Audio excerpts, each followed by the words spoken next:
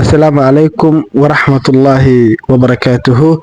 Dhammaan asxaabteyda meel walba aad joogtiin, ciid mubaarak, taqabbalallahu minna wa minkum saalih alacmaal.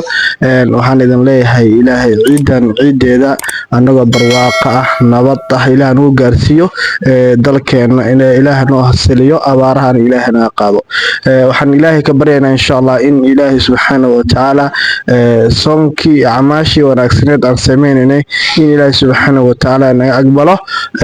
Insha Allah guul iyo gabanimona insha Allah in ilaahay dalkeena gaarsiiyo.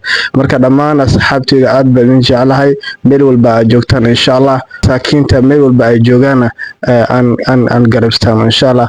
Keena kii ka roon uu aawiyo mar walba aan isku garabstaano insha Allah.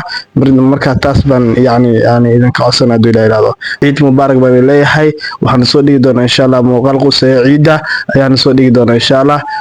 Please, Eid al-Fitr. Thank you very much.